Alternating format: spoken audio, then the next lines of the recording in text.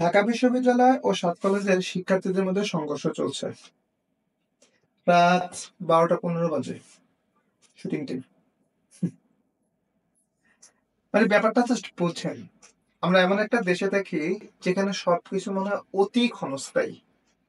এই তো মাত্র সেই দিনও Dhaka university, 7 college, national university, school পর্যায়ে স্টুডেন্ট, প্রাইভেট ইউনিভার্সিটি, সকল স্টুডেন্টরা মিলে যখন একসাথে দেশের জন্য, দেশের প্রয়োজনে একটা মতদর্শনে আন্দোলন করতে পারে, বন্যায় একসাথে ডোনেশন করে জনগণের জন্য, জনগণের উপকারে, বন্যার্থদের স্বার্থে ঝাঁপায় পড়তে পারে, দেশের স্বার্থে ট্রাফিক নিয়ন্ত্রণ করতে পারে, অন্যায়ের বিরুদ্ধে, ডাকাতির বিরুদ্ধে সারা রাত জেগে নিরাপত্তা দিতে পারে, সেই স্টুডেন্ট সমাজেরই একটা অংশ এখন সংঘর্ষ বা মারামারি করতেছে। এক্স্যাক্টলি ফুল রিজনটুকু কি আমি এখনো শিওর না, জানা যাবে খুব শীঘ্রই হয়তো বা।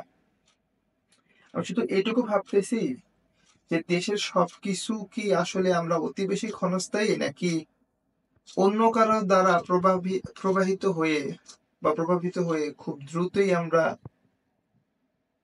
সিদ্ধান্ত চলে আসি।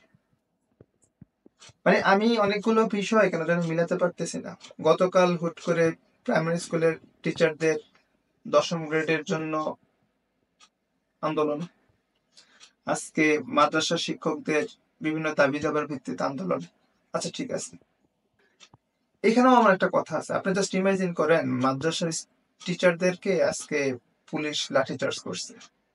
আপনি জাস্ট ভাবতে পারেন যে দেশের কোনো প্রথম সারির ইউনিভার্সিটি বা কোনো পাবলিক ইউনিভার্সিটি বা যে কোনো প্রাইভেট ইউনিভার্সিটির টিচাররা যদি তাদের প্রয়োজনে এভাবে আন্দোলন করতো, তাদের উপর কি পুলিশরা এইভাবে সত্যিকার অর্থে লাঠিচার্জ করতে পারতো? বা লাঠিচার্জ করার পর তার পরবর্তীতে দেশের অবস্থাটা ঠিক কোথায় যেত?